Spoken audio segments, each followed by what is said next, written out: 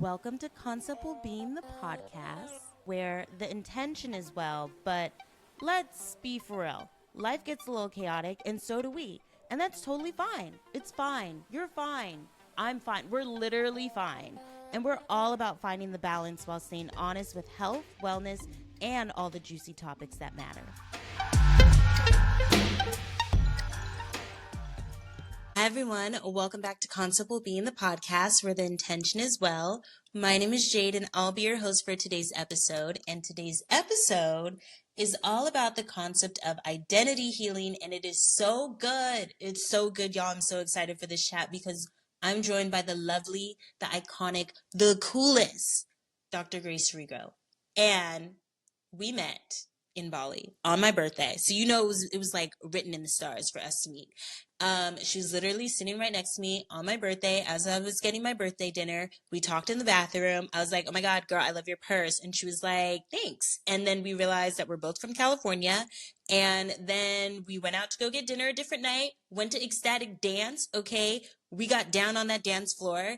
And then we went to Uluwatu. Okay. We were in the club, partied in Uluwatu together, and then just had so many amazing conversations. We were like, we should do a podcast together. She was like, bet. So here we are doing a podcast together, and it is so good because Dr. Grace is a board certified doctor of acupuncture, as well as a spiritual coach and a German new medicine practitioner in training. Okay, she's iconic. I told you guys. She blends ancient healing with modern insights in her business called In Spirit Alchemy. And today we are chatting all about how your body might be expressing unresolved emotional shocks, how somatic inquiry helps you rewrite deep identity patterns, as well as why your symptoms might actually be your body trying to tell you that it's healing. So this one is for the girls that are tired of chasing their symptoms and ready to actually get to the root. It's also for my hypochondriac ass because Grace really explains what's actually going on in the body, and maybe I'm not dying. So get ready. Here we go. All right, let's jump in. Dr. Grace, do you want to kick us off with a moment? Yes, let's see. So the gratitude moment is the one I'd like to go with. I'm very grateful that I just had a family reunion in Canada and I just got back, and we only do this reunion with my dad's side like once every 8 or 9 years, and I feel like I got to connect with my cousins as adults on like a deep spiritual level for the first time in our lives, and it was just beautiful. I was out in the wilderness in a national park in Canada, and I just feel so grateful to have the family that I have. Yeah. So I'm feeling Yes. kind of fulfilled on the family front. It's really nice. I love that. I feel like my grateful moment is very similar to yours, but I Okay. love that you were able to reconnect with your cousins like as grown-ups because I know Yeah. like as little kids you're different and now we're all grown up. So I love that for you. Mine is also a grateful moment for family. Dr. Grace, my mom just had surgery and everything went well. So I just was feeling all the emotions. I was like, God, I'm just so grateful that my parents are healthy. Like Yes. it's something that I think I take for granted. And the moment that you kind of have like oh my God, is everything going to be okay with my mom or my dad? It was shocking to my system. And so I'm very grateful that the surgery went okay. And I'm grateful that my parents just are healthy human beings. So that is my Yeah. grateful moment. Yeah. I do think about that a lot, as your parents go into retirement and age a little bit. It's like you really can't take for granted to have two healthy parents. And that's something I thought a lot about too. So I'm really grateful for that. Yeah. I mean, I think it sends me into a spiral if I think too deeply about it. Like, oh my God, my parents are not invincible and they did not Yeah. drink from the fountain of youth. Like, they also age. I don't know. In my head, I was like, yeah, Yeah. that's everyone else's, but not mine. And then Yeah. I was just like, oh no, this is real. So, yeah, super Yeah. grateful. But One of the spiritual teachers I love to listen to, he says he made this post that really touched me not too long ago, and he said we all think that everybody else is going to die except ourselves, mhm. and also like the people closest to us, like our parents, right? But it really hit home, like we all assume that for whatever reason, like we don't end, but we get that death is real and it just happens to everyone, but we don't really wake up and go, what am I going to do with my life if I know, I'm going to die one day? Like, and that's actually can be a very spiritual practice to confront that and sit with it and say, this is going to end. And what do I want to make with the time that I don't know how much I have, but what do I want to do right now? And it can actually kind of put things in perspective very quickly. Yes, and honestly, we'll get into it later, but I think that I feel like this conversation is very fitting for the conversation that we're going to have today. Yeah. So, Yeah. okay. So, we're super grateful for our family, but I'm also super grateful that you're here to talk to me about German new medicine and somatic inquiry. So, Yeah. first of all, Dr. Grace, what is German new medicine? Explain it to me like I actually don't know what it is. So, explain it Yeah. to me like just Totally. basics. Yeah. Okay.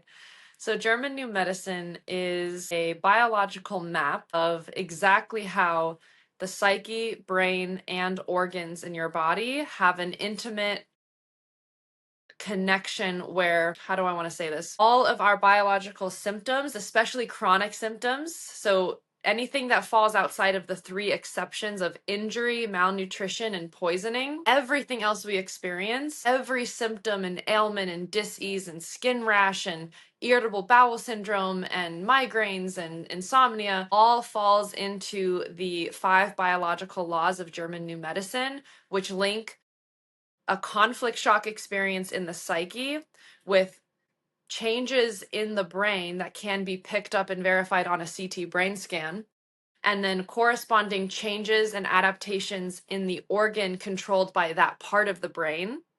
And the type of conflict you experience is all determined on your unique psyche and how you perceived the situations of your life. And the conflict shock, the shocking traumatic experiences we go through, this scientific map, this biological model shows us how quite literally those events, even though they start in the psyche, are what cause biological symptoms and physical disease and biological adaptations. And actually, in German New Medicine, we don't really like the word disease because the body's doing something really intelligent every time. And we would call it a biological program or adaptation, but in Western medicine, we think of it as diseases, but all disease is really the body adapting to a shocking traumatic event that the psyche perceived as threatening. And then the nature of the conflict and the way the psyche perceived it influences which part of the brain is going to be impacted with the Hammer focus or the rings that can be picked up on a CT head scan. And the nature of the conflict will also determine which organ systems and which part of the body is going to express symptoms in the healing phase. So I know that's a lot, but essentially at the highest level, or maybe at the lowest level even, German New Medicine shows how the symptoms you experience are not random and they're not wrong. There's nothing wrong with you, and you aren't faulty, and your body isn't making some big glitchy mistake. There is a perfected reason that connects back to the brain and the psyche. Hey, that makes sense. Couple of follow-up questions just to make sure I'm understanding things. The Yeah, psyche is the brain? that's actually a really great question. And I love that you asked that because I've been thinking about this week. I'm not so sure that our consciousness is tied to, consciousness being the psyche. I'm not convinced our consciousness is absolutely attached to the brain. When we all think of the mind, I feel like all of us, especially in the West, we kind of think about this part of the body, right? We're like, oh, the mind, it must be the brain, the energetic, aspect of the brain. But I'm not so sure because there's a lot of interesting metaphysical research that shows that our organs also have their own consciousness. And you can even see this in the kind of research where someone gets a heart transplant or a kidney transplant, and all of a sudden they have a completely different personality because they're almost picking up the energetic signature of the person whose organ was transplanted into them. And so there's actually a lot of cases of, let's say, a wife coming back to the hospital and saying, my husband is not the same since his heart transplant. Like he has different interests. He's a completely different person. He has a different sense of humor. So there's so many accounts where it begs the question, perhaps actually our consciousness is not just tied to the brain or the head area. It could be something that permeates every cell or every organ, or maybe in Chinese medicine, each organ has a bit of a different unique consciousness too. So it's actually quite multi-layered, but in Chinese medicine, we do speak of all the different organ systems as like their own unique elemental system. And so from my lens as also a Chinese medicine doctor, it begs the question, yeah, like what really is our consciousness and what really is the psyche? And I don't know if we have a definitive answer, but I'm not convinced it's absolutely something merged with the brain. I think it permeates a larger part of us and almost like a quantum spiritual aspect of us that's yet to be fully discovered. Honestly, I know you said like we don't really understand it, but somehow I feel like I understand what you're talking about. Like I don't know how to Okay, put it good. in words, but like I feel like I get what you're saying. Like it's not Good. just up here, it's like almost like the essence of a person or something like that. That's Yeah. like where I think you're going with it. But Yeah, yeah, yeah. the other thing that I wanted maybe more clarification on is what is conflict shock? Is that like a traumatizing event for a person? Yeah. So glad you asked. These are great questions. So the actual term in German New Medicine for a conflict shock, the it's DHS, and that's an acronym for Dirk-Hammer syndrome. So Dr. Hammer was the German man who pieced together this intricate biological mapping of psyche, brain, organ, the two phases of every adaptation, and the five biological laws. So he's basically the father of German New Medicine, and his son was named Dirk Hammer, and he lost his son tragically, which actually led him to discover how that shocking tragedy led to his own testicular cancer. And that's what launched him into the rest of his life exploring the connections here. So the Dirk Hammer syndrome, DHS, that was his term for a moment of shock where that moment, I want to preface, does not necessarily have to be some major trauma. It actually can be something very subtle, and you may have no idea that that event is still running the show behind the scenes, or what you perceived from that event is causing the adaptations in your biology and symptoms. So, a conflict shock is when these three criteria are met.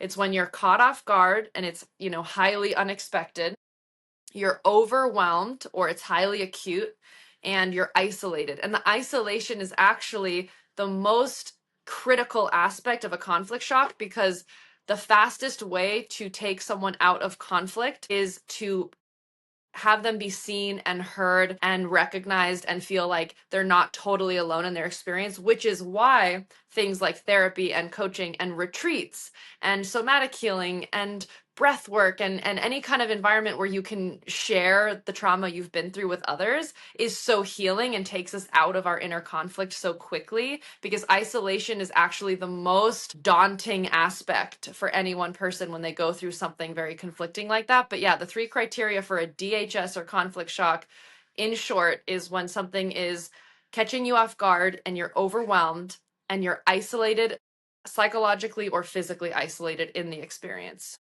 Okay.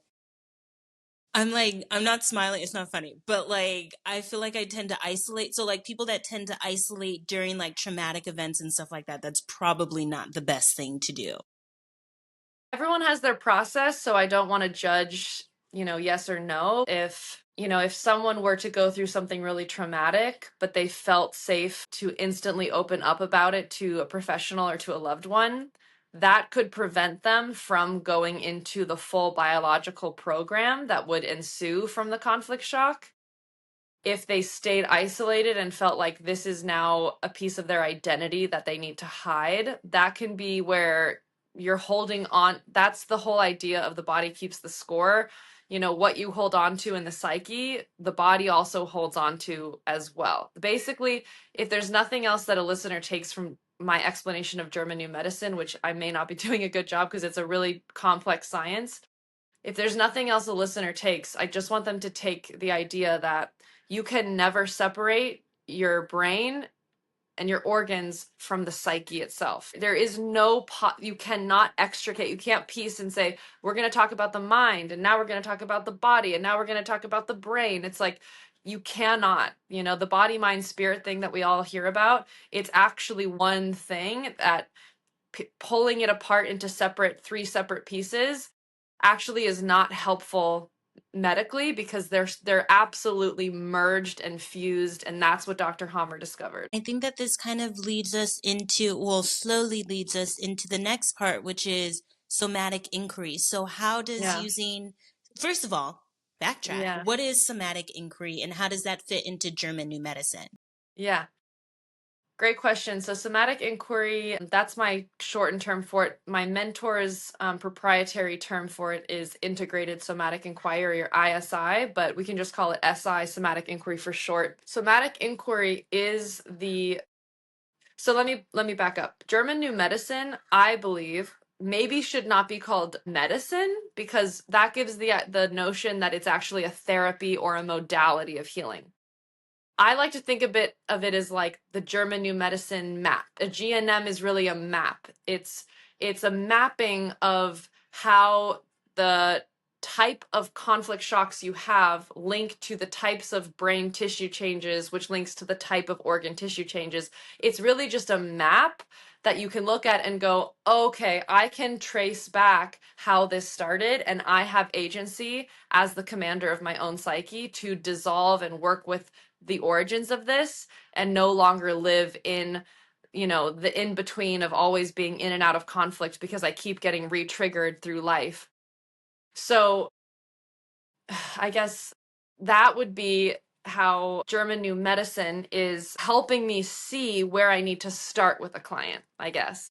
So it's like, okay, German New Medicine gives me the roadmap, and then I come in with the inquiry and with my coaching experience and my intuitive experience working with clients to find what identity was created in the moment of shock. Because that shock is not going to continue to linger in the mind and body if there's not some aspect of your identity that got roped into it. So, for example, let's say I got screamed at by, you know, a a coach, and it was very isolating, and I was embarrassed in front of my teammates. And let's say I'm a young kid or teenager, and I'm being screamed at by this angry coach. And if I just was screamed at by a coach, like reality without a story is this, coach is making loud mouth noises at a young person. That would be reality without a story. And if we could actually live in reality without story, there'd be very little to be in conflict around because there's only meaning when our psyche assigns meaning to something. But it's in the psyche of that athlete, let's say, being screamed at. It's, I'm bad, I'm wrong, I fucked up, I no longer belong on this team. So it's some identity like I'm bad, I never do anything right, I don't belong, nobody likes me, I'm not good enough. Maybe it's about his performance. So maybe his psyche says, oh, I'm not good enough to play for this coach. Like everyone's psyche is as unique as a snowflake or a thumbprint. So how we interpret those events of reality are going to be different for each of us. But if that athlete in this analogy could not assign any part of their own inner self identity to the experience, then conflict would resolve, the cycle would complete very quickly, and they would be out of conflict. They might have a really short healing phase and they would just move on. But where people get chronic illness and chronic symptoms that go back and forth from the conflict active phase, that's the first phase of the two-phase model, to the healing phase where the symptoms emerge, going back and forth over and over all through life is called a hanging healing. And the hanging healing is kept alive because your identity is attached to it. And that's what's actually triggering. We're never triggered unless our own identity is involved. There's nothing that could possibly trigger me unless there's something I'm thinking and believing about myself. Without that, I cannot be triggered. So when we're triggered and that the trigger itself reminds us of the original conflict shock and the kind of worthiness or identity that we attach to it, that's why we go through life and we feel like no matter what we do, we just keep ending up in the same relationships or the same symptom comes back. Why does one person just have chronic migraines that they cannot seem to get out of the loop, and another person has a chronic rash that just keeps erupting on their skin, and another person has a chronic issue with their sleep, and another person has a chronic issue with their right leg and their hip, or it's like it's not random. It's not, it's not like these things fell out of the sky and impacted you out of nowhere. it does actually trace back to both the conflict shock, but even deeper than that, the identity that you ascribed to.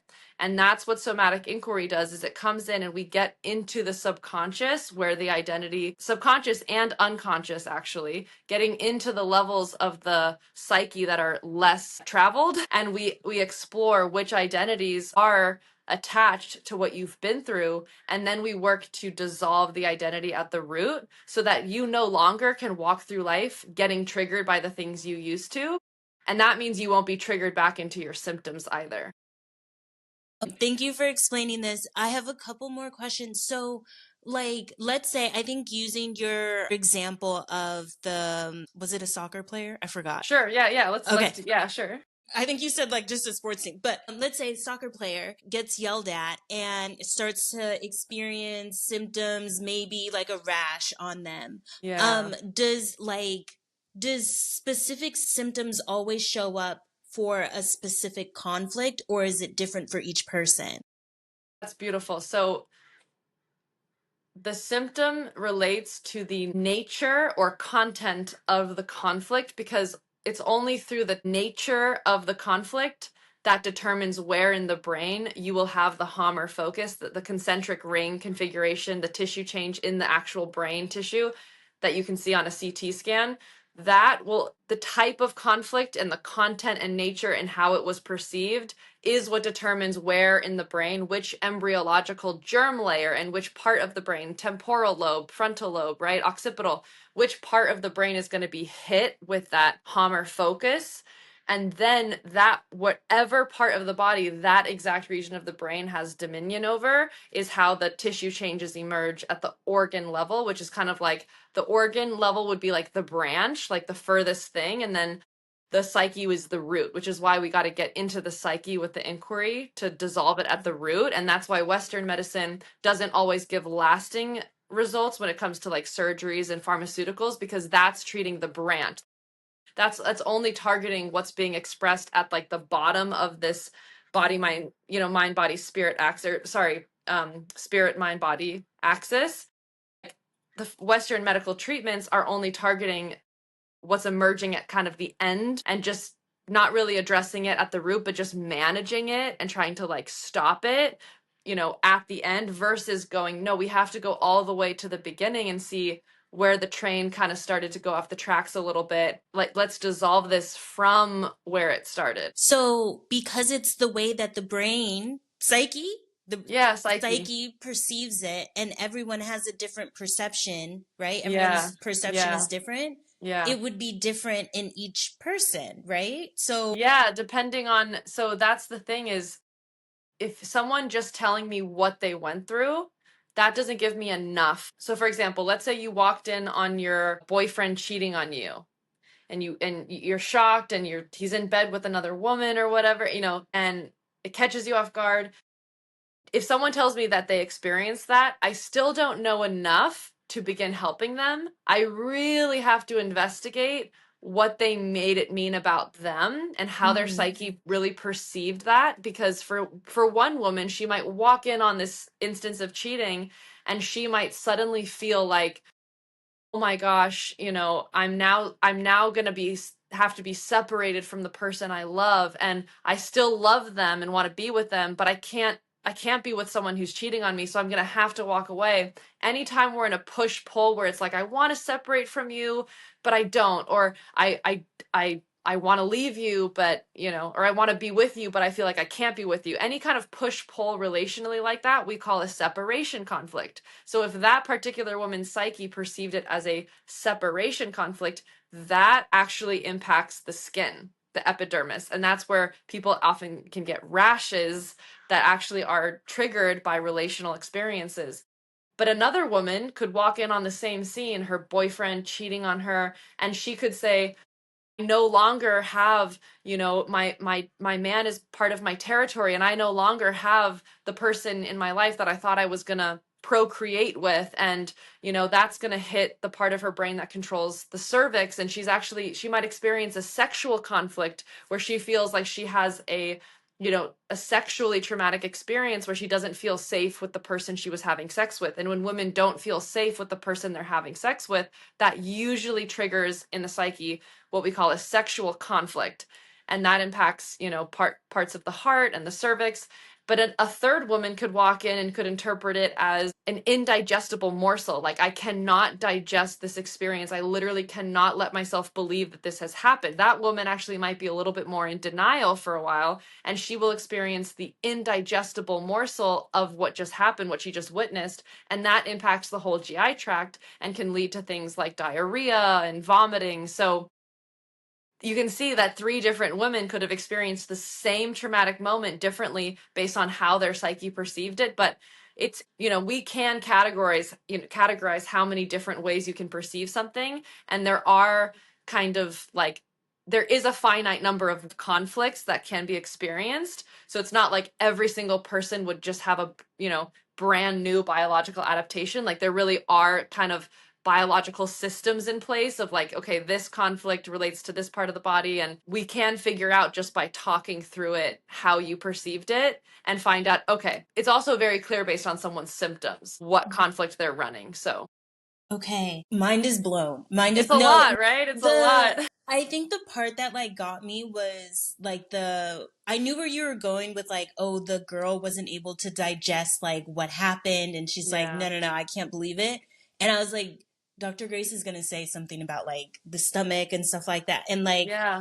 yeah, I just thought that was really spot on, and I understand that because Yeah. like that one just kind of like a light bulb Oh, okay, good. clicked. Yeah.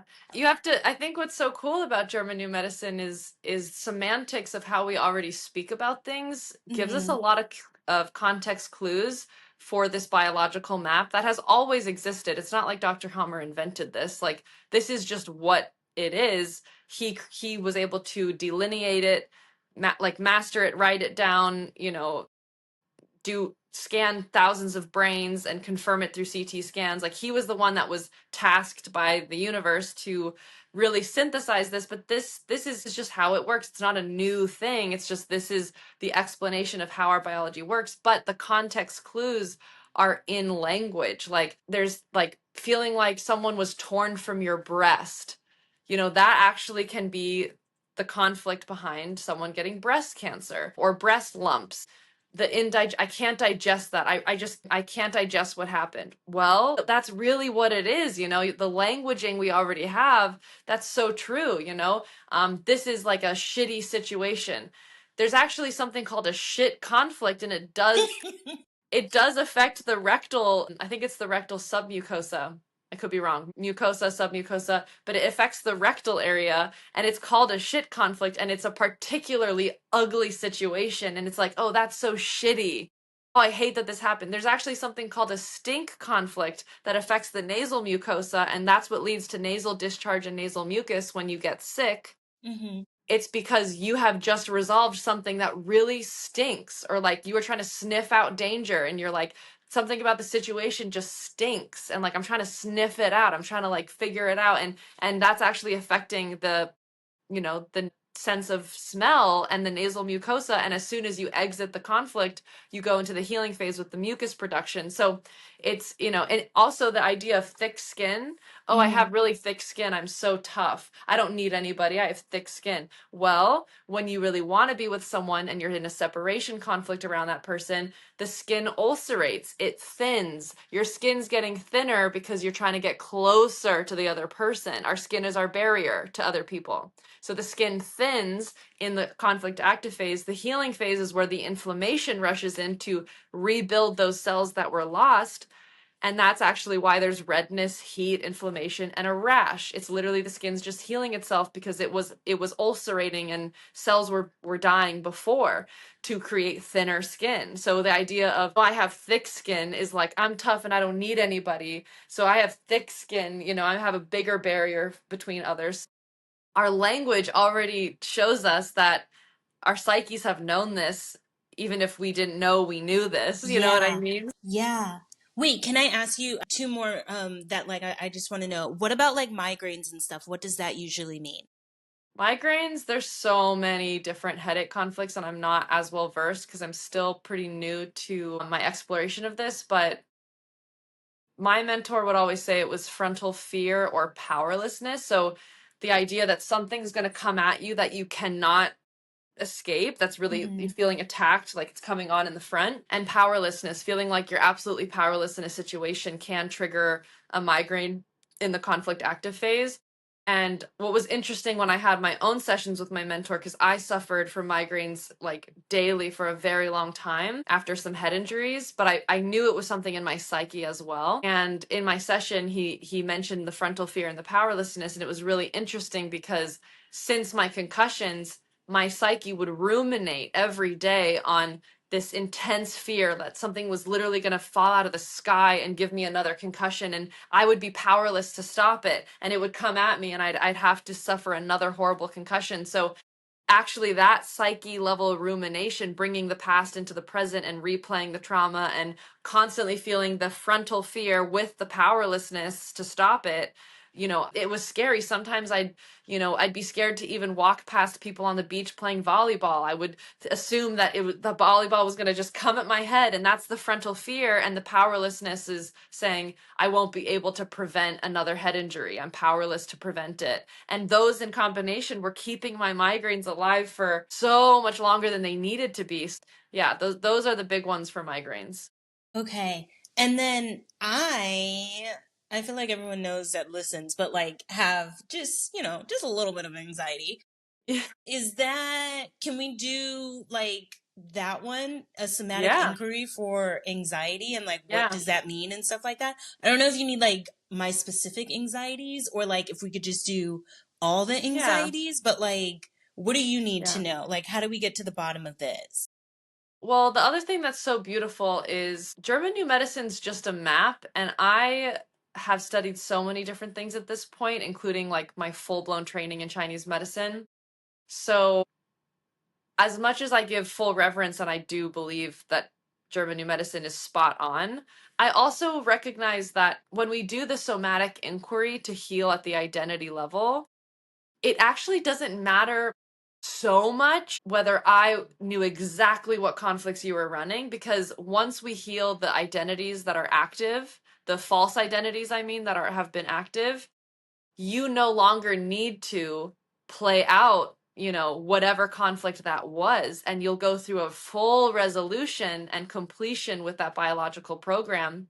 And then we'll find out in the symptoms that you get after the healing session. You'll let me know if you go into full resolution, you'll have symptoms in that healing phase. That will actually tell me, what really was behind, what conflict was behind the anxiety. Because anxiety oftentimes is a constellation. That's when there's multiple conflicts in the same parts of the brain on both sides of the brain. And when there's like that double conflict thing going on, that leads to what's called a constellation. And constellations are when we're not just having a biological adaptation, we actually jump to having a behavioral adaptation. So even things like schizophrenia, paranoia, OCD, bipolar, depression, all of these, mental illnesses are not just like every other physical symptom. They're not illnesses, are not like accidents, they're not disease. It's an adaptation from the different conflict shocks that are competing with each other on opposite sides of the brain. And in order to save the organism from that conflict load,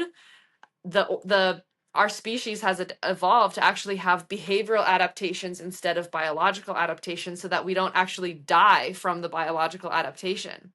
I'm hearing that I'm like super evolved in Yeah, like, you're super.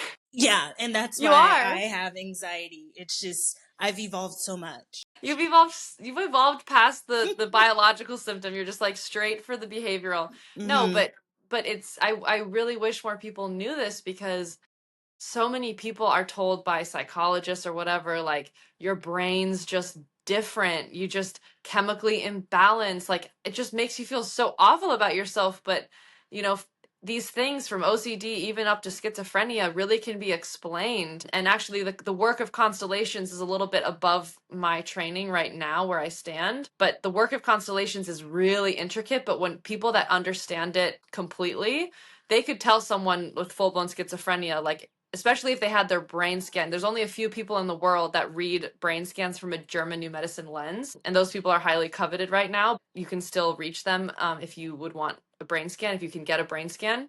And so the people that can read brain scans from the GNM perspective, they could tell someone everything that happened in their life that led to them now expressing the psychosis, the schizophrenia, the OCD.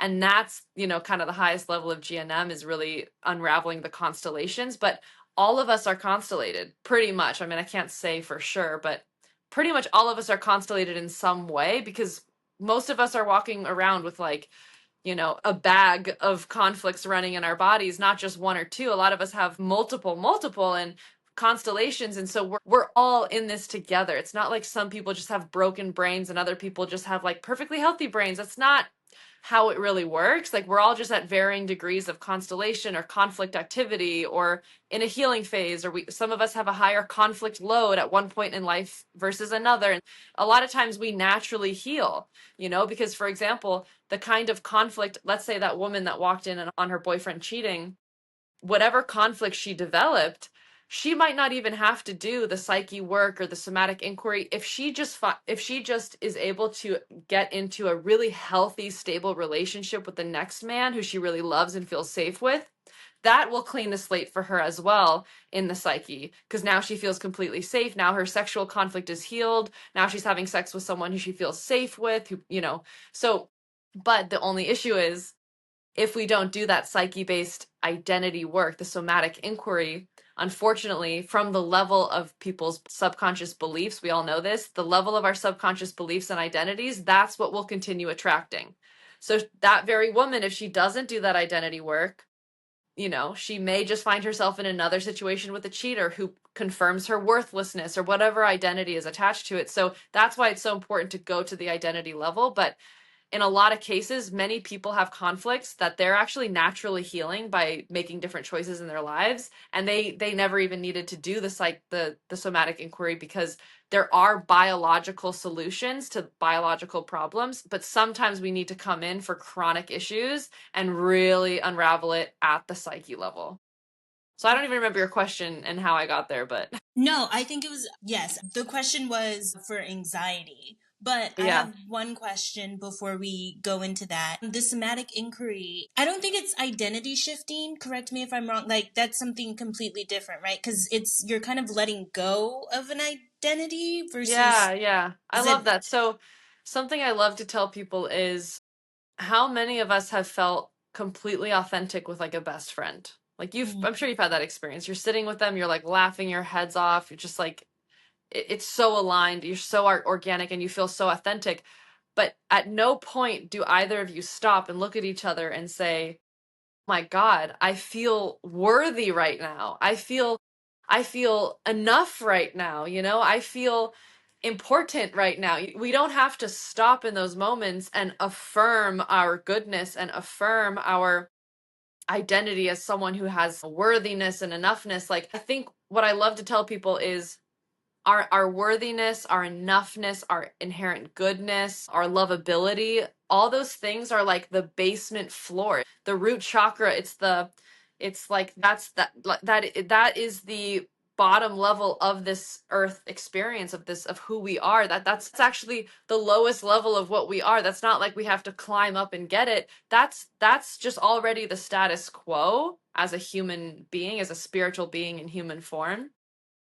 But we have such free will in this experiment, this human experiment, to believe that we're not what is already our inherent God-given identity. And God is so, benevolent that, like, God will let us go our whole lives believing what we want to believe, because that's how free he wants us to be.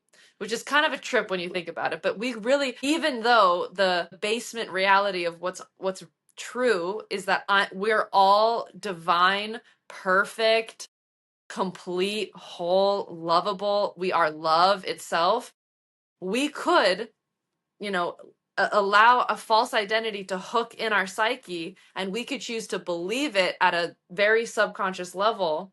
And this stuff comes from childhood, like before our brains are really developed. Our brains are in a hypnotic state from 0 to 7 years old, and we're being primed by our parents. And a lot of times our parents are passing down their perceptions and their psyche based identities to us in this like osmotic fashion. So it's at no fault of anybody's own. It's at no fault of the child within all of us. It's none of our fault that we have these false identities that are running the show, but it is a product of the conditioning and the lineage trauma and the generational curses, as they say. I always tell people, if you really want to break generational curses, you need to be the one that dissolves the falseness in you that your parents weren't able to dissolve, that your grandmother was not able to dissolve, that, you know, the stories, the limitation stories and the false identities that they carried, you get to be the one that dissolves that in yourself. And that's how you're actually turning the tide on your whole, you know, family lineage and creating a generational healing moment, right? So the somatic inquiry is about not just saying, okay, now I'm gonna like re-identify myself with new hobbies, and I'm gonna like become an athlete, and now I'm gonna like reattach my identity to something else. I'm gonna, you know, change my job and change my hair, and I'm gonna like really try to be a different person. It's actually completely unraveling and unwinding and disproving to yourself, like an inside job of really unwinding within yourself and within your own subconscious and unconscious, unwinding those false identities so that you get to just rest on that basement floor of the God-given reality that we did inherit before we forgot that that actually is the truth of what we are, because our parents didn't know the truth, and our teacher didn't know the truth, and our sister didn't know the truth, and the coach yelling at that athlete certainly does not know the truth of who he is to be screaming at a kid. So it's like there's all this conditioning that convinces us as little kids and beyond that there's no way I'm lovable. There's no way I'm doing enough and that I am enough. There's no way that I belong. I feel like an outsider. And we can believe that long enough that it becomes an unconscious identity that's running the entire reality we live in. How long does it take to unravel, or does it depend on the person?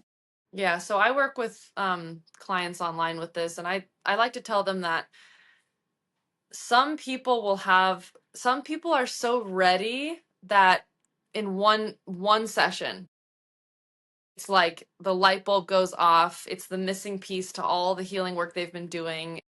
It's a dramatic switch that gets turned on in them, and that's all they need. I mean, they might continue doing their own work or continue sessions, but one session can really pivot things. For a lot of people, I'd say a solid 5 to 8 sessions. What happens is in that 5 to 8 session mark, I've noticed people start to kind of like catch on to the difference in what's true and what's not true within themselves. And they start to almost, you know, do their own inquiry. Like I do inquiry on myself now because I've worked with my mentor. You know, I'll still continue to work with him, but I worked with him very intensively for a 4 month period. And now that I've done all those 8 sessions or 10 sessions with him, it's like I can take myself through inquiry when I start to feel the falseness in me like rumble up and kick up dust and want to cause a storm. Like I can sit with it and I can take myself through inquiry around a triggering experience, and I can unravel my ego from it, and I can experience that dissolution of the falseness within me and come back to love and truth. And that does take a bit of practice, and that does take a bit of coaching to become someone that can do that on yourself, because it's really hard for us all to see ourselves. But yeah, I'd say 5 to 8 like sessions with someone that's trained in what I'm doing can be very, very profound for people. But everyone's on their own timeline. And the fifth biological law in German New Medicine is quintessence. And I didn't even know what that word meant before I studied GNM, but it's such a profound law and it's such a profound word. Quintessence, the fifth biological law, says there's a divine timing to every moment of your life and every symptom and everything you experience and every trauma and every relationship. And there's a perfect order to when a person is ready to hear the thing that frees them. Like there's something divine about that, like how some people just hear it once and resolve, but another person, like there's a benefit on a cellular level to them actually going on a bit of a wild goose chase, in their healing journey, there's some multiplication of lessons they're picking up along the way, going on that more circular path, and it's not going to be linear for them. And that person can choose to blame the practitioner, or blame God or whatever, that they're not like fixed overnight. But I think what I love about German New Medicine is it's not about getting fixed. It's not about being an adversary of your body and saying like, my body's doing something horribly wrong, fix me, I need someone to fix me, this is a problem. It's actually like, what I love about GNM is when you're in this kind of framework and you're working with a practitioner that does what I do, it's all about, first of all, getting out of the victimhood, that you're actually being victimized by your body.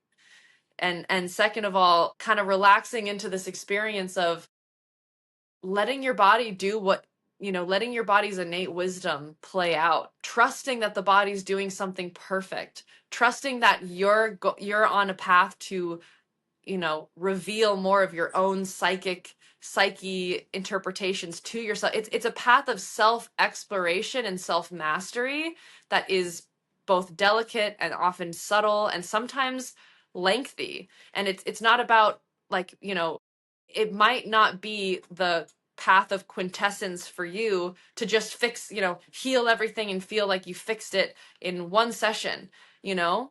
But for somebody else, maybe they've been on this path a while, or maybe their psyche is absolutely ready to let go of that thing. And so in that one session was that moment of quintessence for them to shift everything. And that person's going to go, "You're the best practitioner ever. It's you, it's you." And it's like, no, it's not.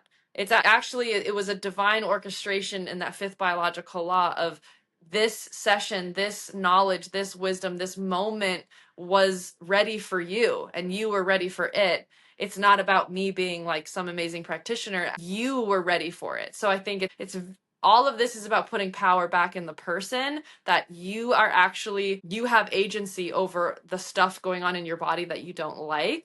And if you can start to become an ally of your body and become a companion to this physical vessel we've inherited, that is going to be the way through, not in like fighting everything that's being expressed as an adversary. So Literally, Dr. Grace, iconic. Like everything's connecting to me. And like when you were talking, I was like, that explains why I feel like I went on such like a long journey with like anxiety and like trying to yeah, understand it. And like yeah, it kind of makes sense because there were things that like had to kind of unlock at certain times where I was like, oh, yeah, I get why I have anxiety and why like I maybe like healed 5% of it a little bit at a time, and then like it kept, oh, okay, now this makes sense. So like that, yeah. what was it, quintessence? Quintessence. Yeah, that actually, that's the first time I've heard that word, so way to, yeah, thank you. Yeah, yeah, One last question. So I know a lot of people will sometimes use like their identity to build their routine. yeah, How does that go together? yeah.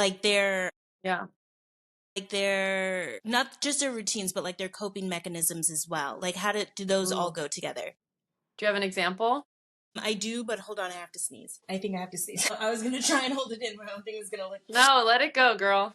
Okay, I think it's gone. It's as soon as you acknowledge it, it goes away. So that, at least for me, I'm like, I have to sneeze. That's a profound lesson. When you fully give your presence to it, that's when it will shift. Yeah. Yeah, but let's see. I'm thinking routine. Like sometimes, I mean, we can just use like you come home at night. It's after work. It's like a Wednesday Yeah. night, and your routine is like come home, pour a glass of wine, and watch television. And at this point, I'm just Olivia Pope and eat popcorn. Like that is the routine or a coping mechanism for the day. So like, how do Yeah. those like that's your identity? Like you just come Yeah. home and that's what you do. Do those kind of Yeah. go Well, together? I love that because what you're speaking to is actually another angle from which you can kind of enter the somatic inquiry process.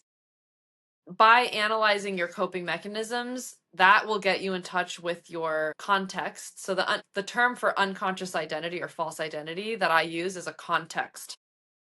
Because basically it's like that identity creates the contextual field within which you live, perceive, act, move, the coping mechanism. So if you can follow the trail of breadcrumbs that each coping mechanism gives you, you'll be led right into the center of that false identity and get the chance to stare at it face to face.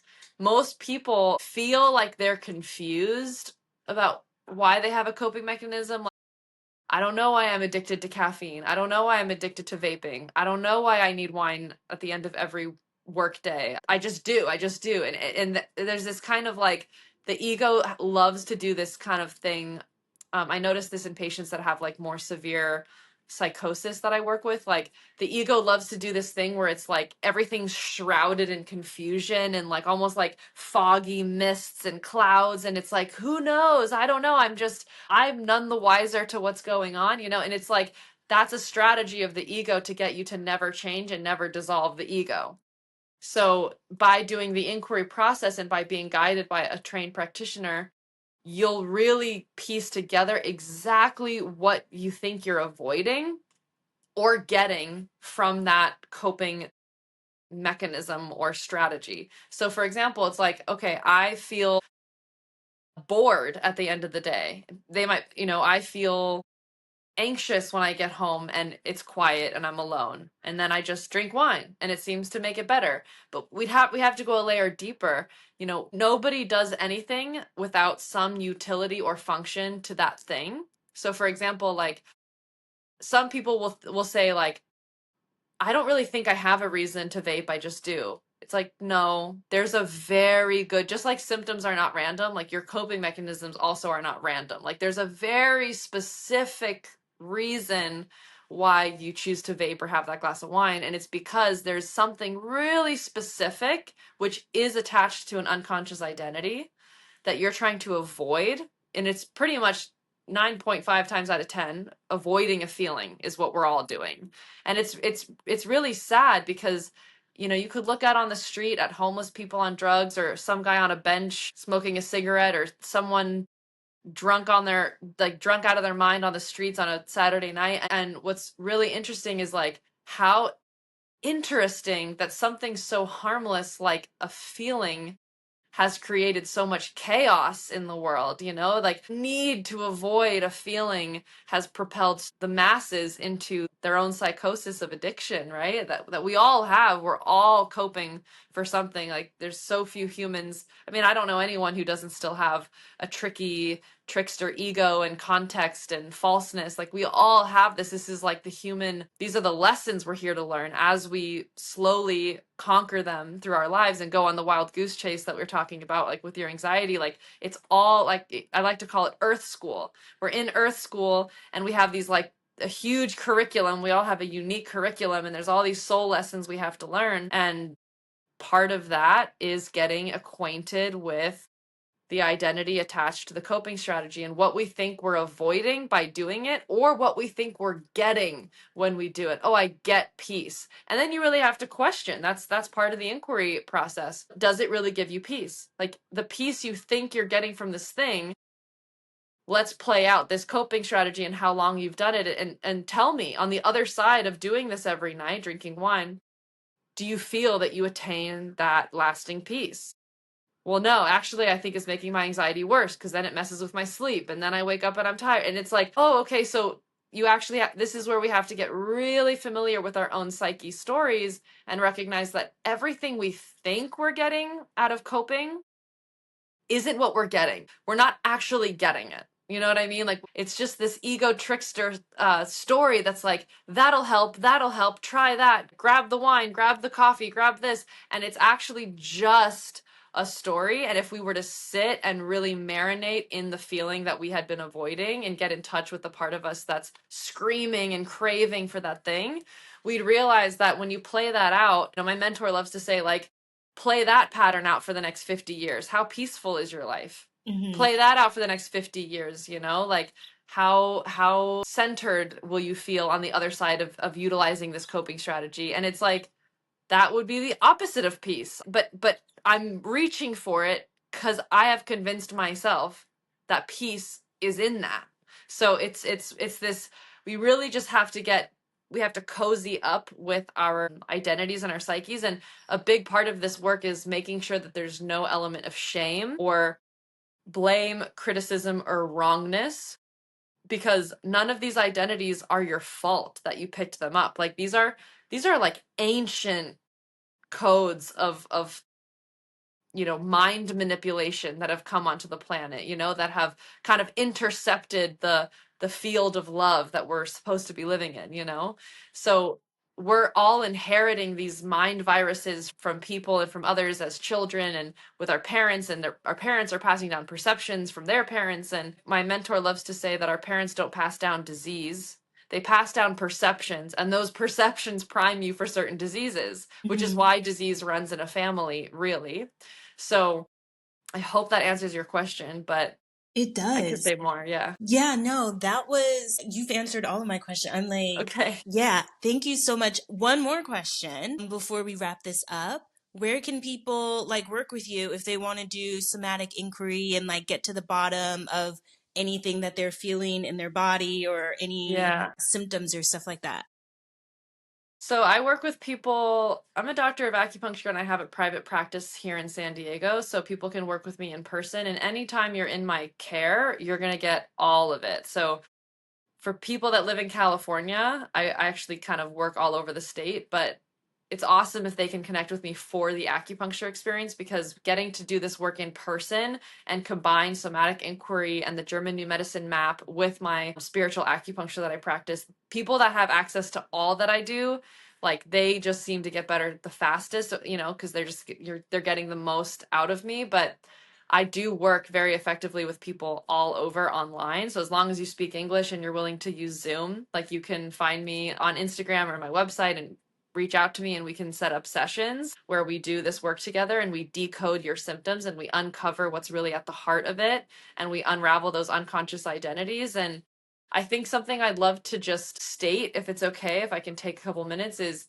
because it plays into because I know we wanted to do a session for you, which we'd probably get to maybe in another podcast or whatever. But something that I would just want to point out is what we think we're afraid of is never what we're really afraid of. So what we're really afraid of is finding out that these false identities are true. That's the biggest fear ever. So when someone says like, I'm afraid of, you know, losing my parent, let's say, because we kind of started the conversation about our healthy parents. Let's say it's like, I'm so like terrified of losing my parent. Well, there's nothing terrifying about reality without a story, right? Like reality without a story is like, a person passes on and continues in another realm and their soul goes on, like that even has a bit of story. But I guess reality without a story is that someone's heart stops. I guess that would be reality without a story. So we have to go a little deeper, like, okay, well, are you really afraid of that, or are you afraid of what it would mean for you? Because everything we're experiencing, it has to be personal, right? I can't be afraid for someone else. Like it's a fear in me. So it's like, well, if I lose my parent, that person's kind of my lifeline. Without them, I don't even know where I'd get love. Like that's the only person who loves me unconditionally. Okay, so you actually would face that you're unlovable without them. Mm-hmm. That's what you're afraid of, is the identity, I'm unlovable now. And they actually were the reason I was lovable.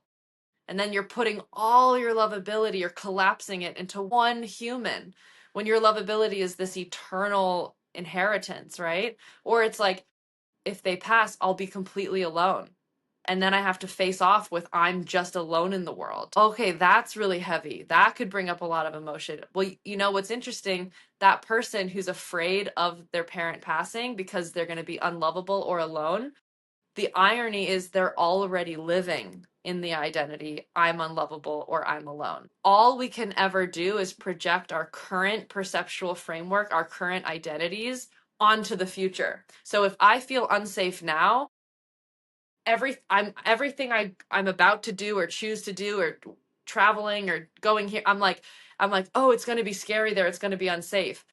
No, you can't live in a different moment than this moment. Right now you're already feeling and carrying the identity, I'm unsafe. And so you have to project what's here now onto that future timeline. You already feel alone, and then you can project that, you'll feel really alone when your parent passes. But actually, the catch 22 is that fear you have is already what is controlling you right now. It's not even about that thing you think you're scared of happening later. Like this is the fear that controls you now. So just wanted to point that out because for whoever's listening, they could start to just unravel things for themselves with that knowledge. Like, what am I really afraid of? What is that identity that I'm so afraid to bump up against that I fear is true should this circumstance happen? And then how can I see that that's actually already my belief system? That's already my identity. And I'm just projecting that onto everything. And that's a lot of times where people's anxiety is, right? Because it's the anxiety of how can I live in a world that's completely unsafe? But it's really, we just need to address why are you believing in your unsafety right here, right now? So that's just another high level tidbit that I hope hits home for someone. Yeah, I would love, if people would just connect with me on Instagram. I'm very active there. So my Instagram is Dr. Grace Reego, Dr. Grace, and then my last name is Reego. And then I have a website, inspiritalchemy.com, that's going through reconstruction right now, but you can find me on my website. And yeah, we can probably link like my email below or whatever. I'll put your Instagram and your website and your email in the description box below. So if you want to reach out to Dr. Grace and work with her, you can, and you know exactly where to go. Thank you so much, Dr. Grace. I do feel like we need a part 2 of us chatting because we have so many things to talk about. But thank you so much for explaining all of these things so just easy to understand. Like I was listening and like I was just like, yep, got it, clocked. So I'm glad because I can talk in circles sometimes, so I appreciate that. It's perfect. So I just want to thank you so much, and thank you everyone who's listening to this episode. I hope that you found it helpful. Look out for Dr. Grace's next episode with Concept Wellbeing because I'm sure it'll be coming up soon. Yeah. With that being said, I hope that y'all have a good day or a good night, and I hope that y'all are well. Bye. Bye. Thank you.